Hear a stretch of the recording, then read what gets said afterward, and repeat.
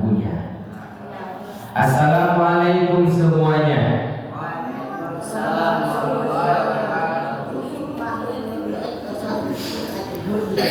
Buah kelapa, buah anggur, buah melon, buah pepaya, buah rambutan, buah durian, itulah buah-buahan.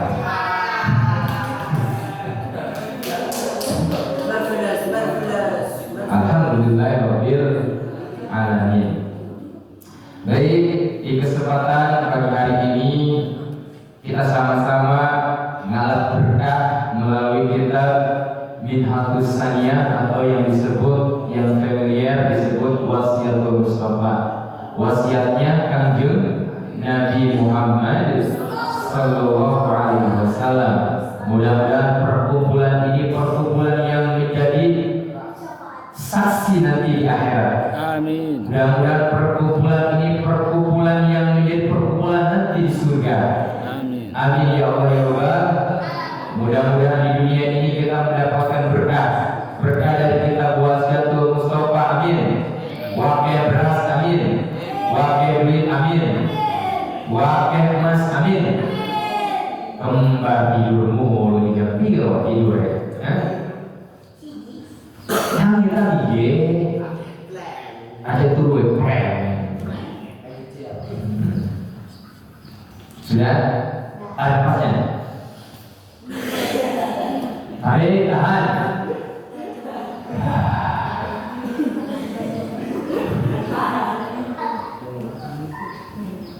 Baik, kita membaca Fatihah, kita khususkan untuk orang-orang tua kita yang sudah wafat, orang-orang tua kita yang sudah tertidur di alam kubur, saudara-saudara kita yang sudah tidur di alam kubur, kakek nenek kita yang sudah tertidur di alam kubur.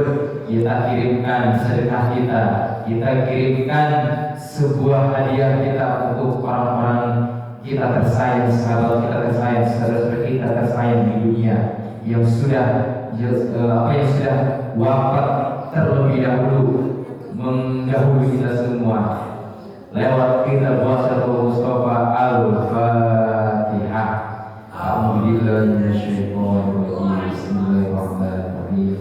Alhamdulillahirabbil alamin. Arrahmanir rahim. Maliki yaumiddin. Iyyaka na'budu wa iyyaka nasta'in. Ihdinas siratal mustaqim. Siratal ladzina an'amta 'alaihim ghairil maghdubi 'alaihim waladdallin.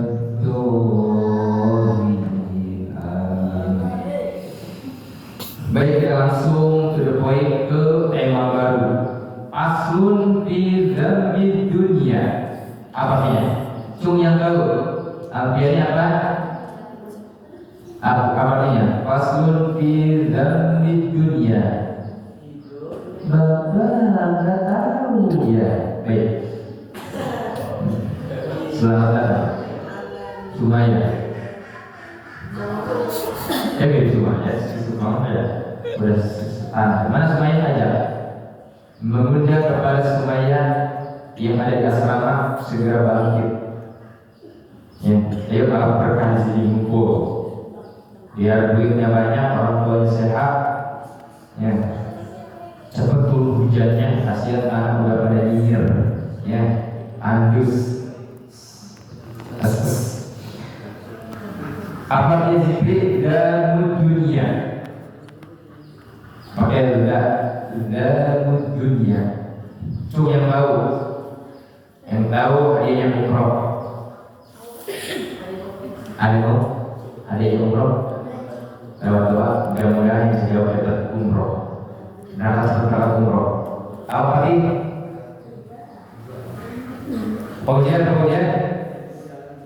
apanya dan dunia akan dunia apa dunia? Tempat yang sedang kita tempati atau kita huni. Dalam dunia, ya, yaitu orang-orang yang menentang dunia. Ya. Wa qala nabiyyu sallallahu alaihi wasallam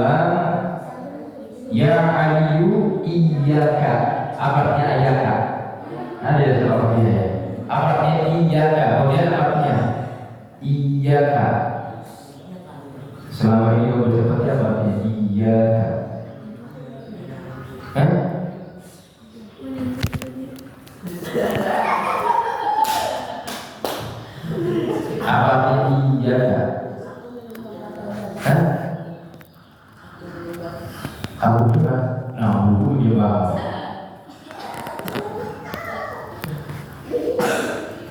Kurusian anjir, apa artinya? Iya kan kurusian fathur, gipari sepatu kan? Kurusian fathur, absian bahasa Jawanya? Kudisian.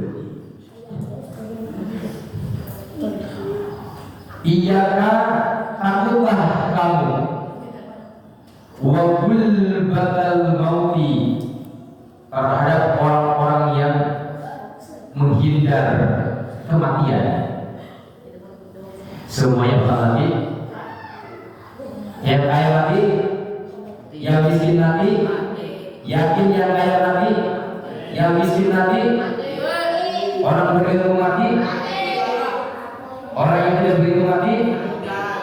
Yakin di hati kita bahwa suatu saat akan datang kematian. Yakin ada sisa kubur, yakin ada sisa akhirat di neraka, yakin ada surga, yakin ada Allah, yakin ada malaikat, yakin apa yang kita niatkan ke pesantren disaksikan oleh Allah, yakin apa yang kita ucapkan di dalam hati Allah mendengar, yakin dimanapun kita berada Allah tahu, yakin. Kalau sudah demikian sifat atau keyakinan kita, yakin kita akan soleh, yakin kita tidak akan berani melanggar, yakin di tempat manapun berbicara yang baik. Ya, tadi kan para santri ternyata di zaman pendiri NU siapa? Ya, itu di zaman beliau itu kalau menuntut ilmu adalah bukan ilmu dulu, yang utama apa?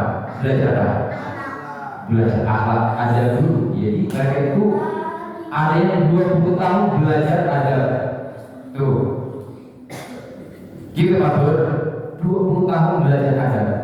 Ya kalau kita nggak belajar adab dulu, buktinya Al-Quran diletakkan di lantai, buktinya Al-Quran berserakan di tempat-tempat yang kurang pas pada-padanya. Ada Al-Quran ditumpuk dengan buku bacaan, ada Al-Quran mestinya adabnya naikkan Al-Quran yang lebih tinggi.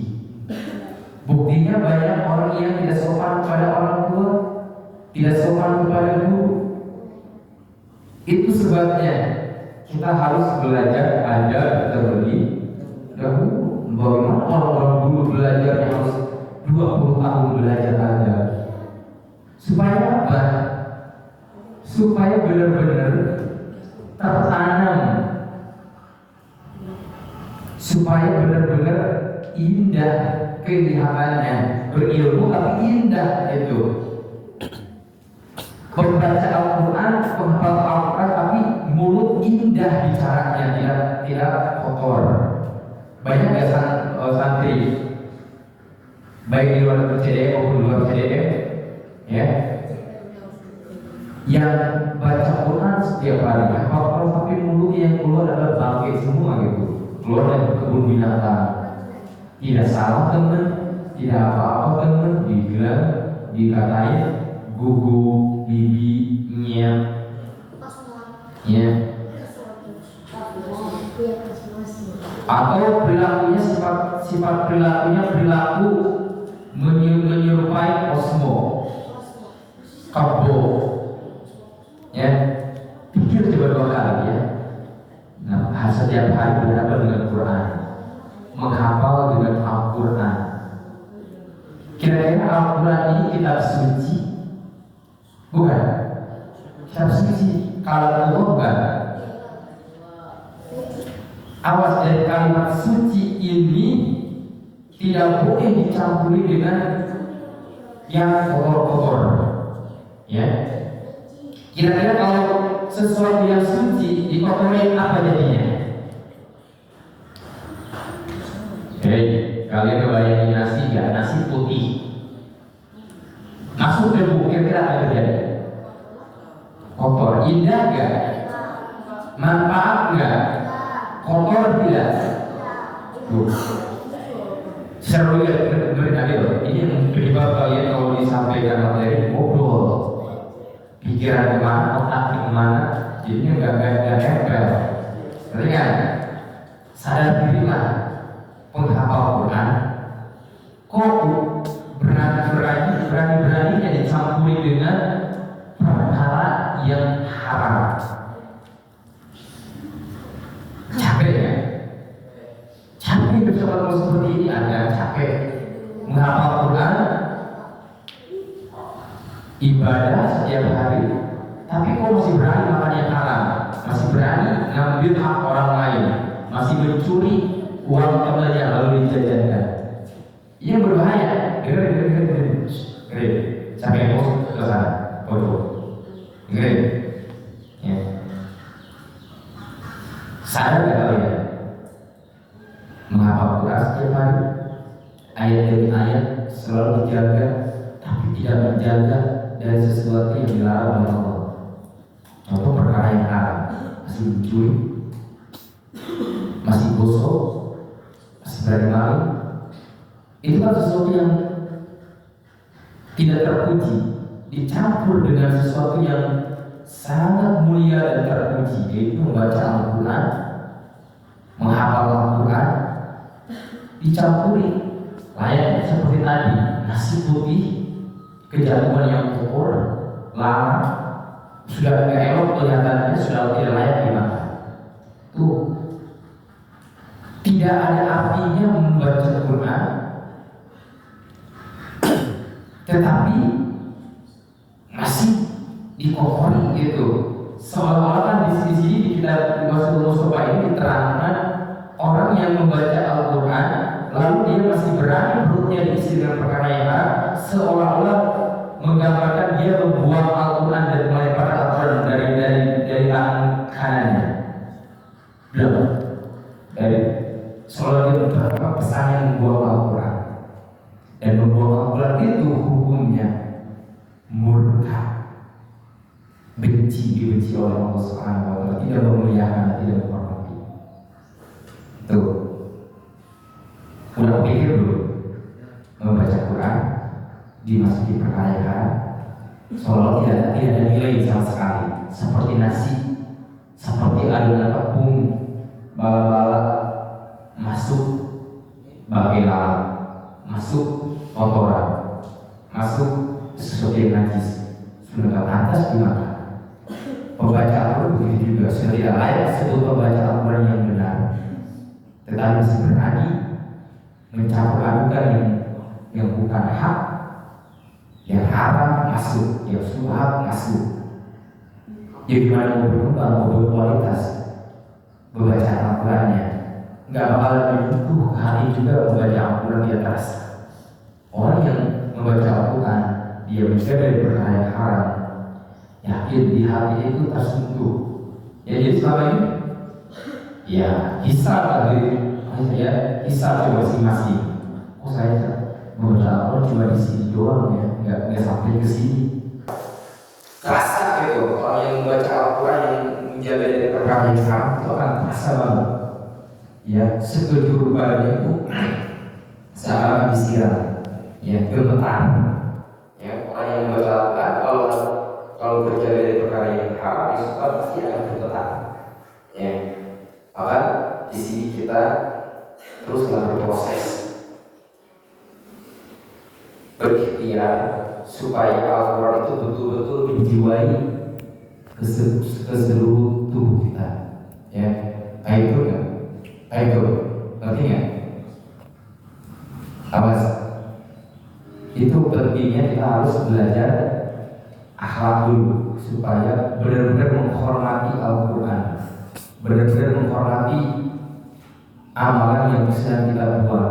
Ya, awas jangan sampai kita catatan kita di kitab nikahi Allah. Catatan kita ini di sisi Allah akan yang kita hari-hari ini yang kita lakukan dicatat oleh malaikat dan Allah tahu catatan kita, dan kita mau melihat catatan kita buruk di hadapan Allah, dan kita bingung apa yang mesti dilakukan, gitu. Ya lagi kalau nggak ke neraka. Kalau amal buruknya, amal buruk tidak ada sama sekali ke neraka kalau tidak dapat syafaat dari Rasulullah. Ya. Jadi begitu. Jadi iyaka takut engkau wabul batal mauti, menghindar atau menentang kematian. Ya, maksudnya adalah tidak percaya akan kematian. Dia terlalu pede di dunia ini seolah-olah mau hidup selamanya. Jadi mereka layak pun tidak berpikir, ya, tidak berpikir tentang kematian itu. Illa dunia kecuali pikirannya dunia terus, sehari-hari dunia. Sehingga ada sahabat bertanya, sahabat Ali, Pakola Ali, wa mahum ya Nabi Allah, siapa mereka itu wahai Rasulullah?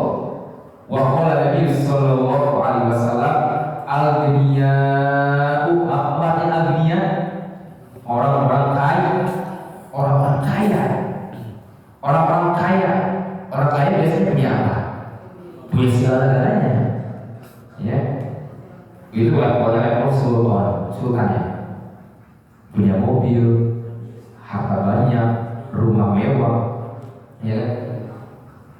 Orang-orang kaya washabun dunia, yaitu yang terus bersahabat dengan dunia, sibuk dengan dunia, ya. Alladzina hum muqbilin, yaitu orang-orang yang terus mengumpulkan dunia, ya. Ala jamiha, terus mengumpulkan dunia dan dunia. Dia terus datang bergabung dengan urusan-urusan dunia, terus dia lupa, pokoknya happy di dunia ini, tidak ingat mati, pokoknya gitu. Kalau ibalil walidati, seperti anak perempuan yang mendatangi ayahnya, ala walidiha, terhadap orang tuanya. Tuh, gimana? Ada peribahasa kal ibalil walidati, seperti layaknya seorang anak perempuan yang mendatangi ayahnya, ala walidiha. Wa ulaika humul khasiruna godan, yaitu mereka orang-orang yang sangat merugi besok di akhirat. Jadi dari keterangan ini, orang yang tidak yakin akan kematian karena apa? Karena hatinya itu sibuk urusan dunia. Karena di hatinya itu terlalu sibuk, terlalu cinta terhadap dunia. Hubbu dunia wa karihatul maut.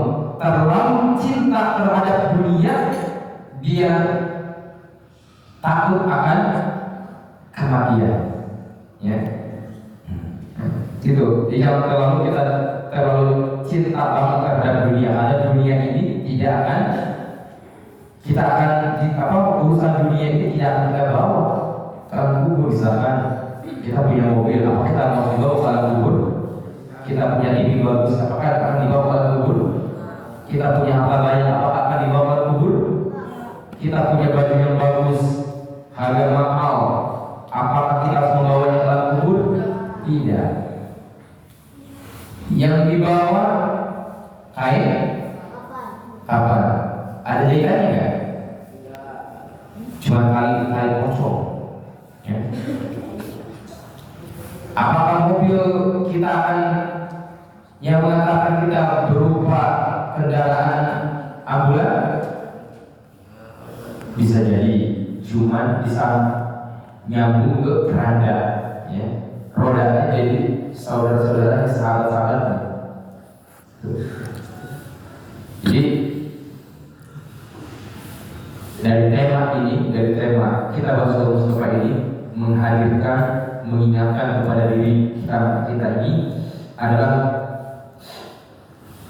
harus takut kita terhadap kematian ini, ya. Sehingga dengan rasa takutnya kita ini terlalu banyak mengingat dunianya, ya.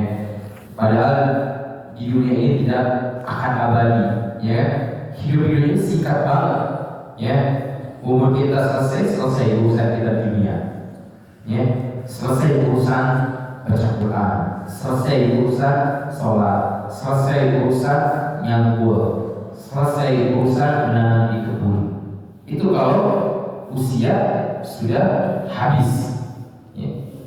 Tinggal kita akan diperkarakan ketika kita pulang ke alam ke akhirat, akan kita akan diperkarakan tentang bagaimana semasa hidup kita ini, apakah hidup kita ini dimanfaatkan dengan ibadah, sholat, zakat, puasa dan lain sebagainya, ya. Jadi diperkarakan kita, jangan pikir kita tidak diperkarakan, ya. Ini usia kita, ada yang usianya 40 tahun, yaitu bisa dari dia lahir diperkarakan mau dipakai apa.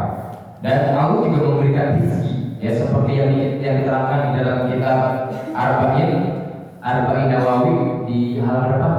Yang Allah mencatat amal itu apa?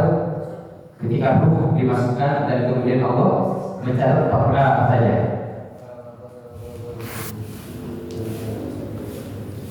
Ajal, rezeki, jodoh, biar ada jodoh nggak?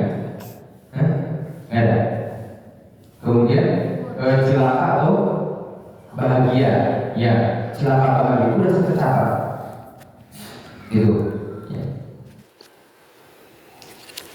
Kita pulang, orang yang pulang pasti senang, orang mudik pasti senang. Kita beberapa bulan lagi akan mudik, apalagi ini kita sudah memasuki tahun politik. Yang punya hak pilih jadi pulang, ya. Karena kita akan memilih pimpinan kepala negara Republik Indonesia, itu yang disebut dengan presiden, ya. Akan memilih wakil-wakil atau dewan-dewan yang akan mengantarkan suara-suara rakyat ke gedung parlemen. Jadi adalah bahwa kita ini akan pulang, akan mudik. Senang nggak kalau kita mudik? Senang. Kalau apalagi ditambah punya ongkos, punya apa lagi? Punya oleh-oleh. Kita juga kalau pulang, kalau mudik kita nggak punya oleh-oleh, punya apa? Apa nggak jadi? Nggak jadi, pasti rusi. Aduh, gak ongkos, gak punya oleh-oleh. Layak seperti kita, contoh nanti kita akan pulang kemana? Ke negeri akhirat. Kalau nggak punya anak, takut sama Allah, takut di jalan, takut dikubur disiksa, ya. Kalau cuma pas-pasan ongkosnya pulang, sengsara. Waduh, kalau nggak ada siapa, nggak ada teman ngasih uang, ngasih pinjam ongkos, masih ketolong. Kita juga akan pulang ke negeri akhirat. Kalau nggak ketolong sapa oleh Rasulullah, celaka nggak? Celaka. Kalau sekarang kita pulang di dunia, mau pulang kampung, ongkos pas-pasan, pas-pasan. Kalau nggak ada yang nolong di jalan, celaka nggak? Celaka, bisa berhari-hari di jalan, lapar, bisa mengemis dan sebagainya. Maka itu juga belum tentu ada yang masih sengsara tuh, bisa kelaparan, bisa mati di tengah jalan. Belum resikonya dicuri dan lain sebagainya. Ini kita mau pulang ke Alisa masih ngantuk, ya. Kita juga akan pulang nanti ke akhirat dengan membawa ahsanu amal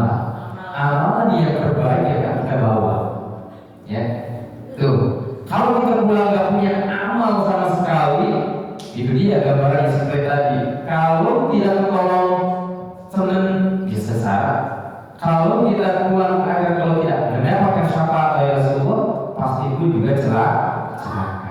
Maka disinilah kita pentingnya di dunia itu untuk berlomba-lomba dalam kebaikan, baca sholawat, baca Quran, laksanakan salat berjamaah, berdiri tegak tahajud, witir, karena itu sangat berpotensi bagi penghafal Al-Quran, sangat mengembangkan pernikahan. Hadis nggak terlalu dibanggakan, punya dulu deh. Baginya buah bawaannya.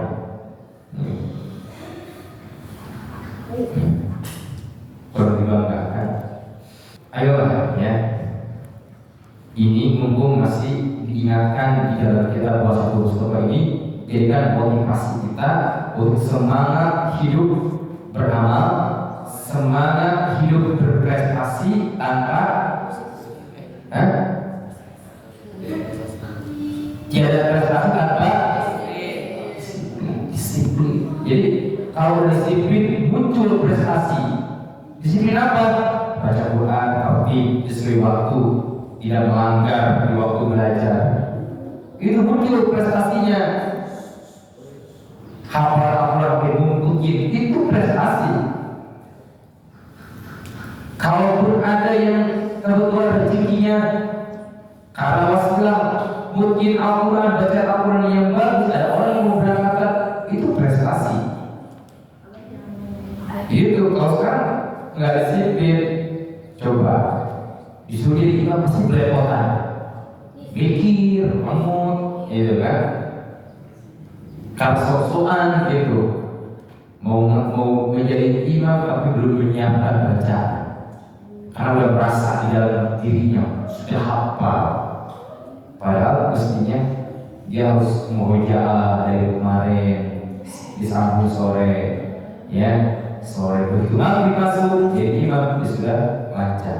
Jadi itu tahapannya. Jadi ya makanya ada Al-Quran faqra'u ma tayassaru, ya bacalah apa yang paling lancar, ya yang paling lancar ya.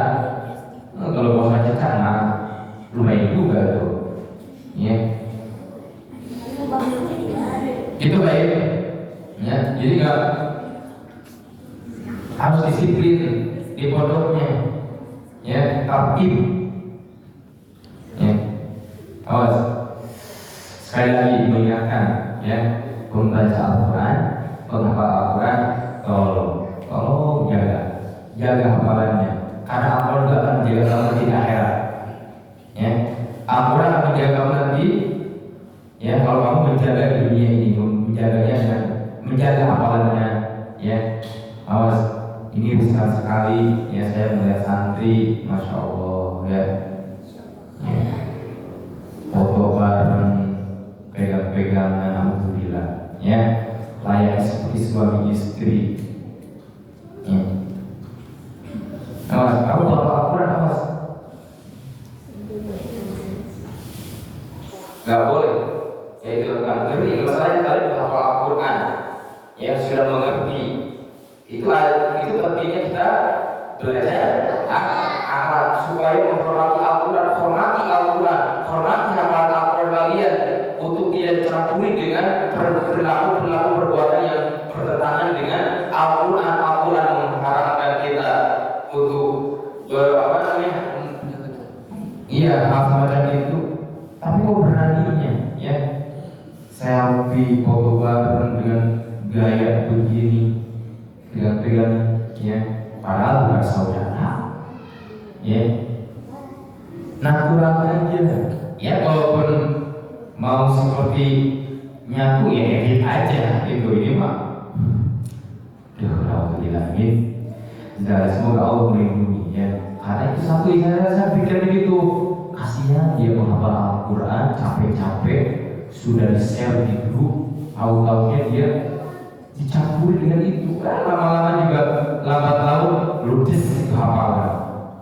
Tahu gak seperti api menyala datang air mati itu hafalannya hilang lenyap.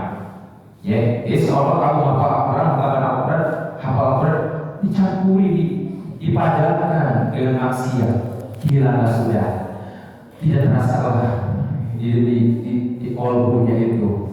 Lalu keluarlah lontaran-lontaran mulut yang kotor, bilang kawan gugup, bilang kawan bibi, bilang kawan nyet, padahal dia menghafal Al-Quran. Nah itu artinya nonsen, omong kosong, membaca dan membaca Al-Quran. Baik, itu saja. Temanya cuma saat ini, cuma berpada. Tapi besok kita akan ketemu lagi dengan tema yang baru. Ya insya Allah, bukan besok insya Allah ada peserta ya yang mengisi materi selanjutnya. Demikian yang dapat disampaikan, mudah-mudahan ini menjadi wasilah, menjadi ilmu yang dapat kita menjaga kita dalam kehidupan kita sehari-hari untuk mengawal hidup kita sampai kita menuju akhirat. Amin ya Allah ya rabbal alamin. Subhanallahumma wa bihamdika asyhadu an la ilaha illa anta astaghfiruka wa atubu ilaik. Demikian, assalamualaikum warahmatullahi wabarakatuh.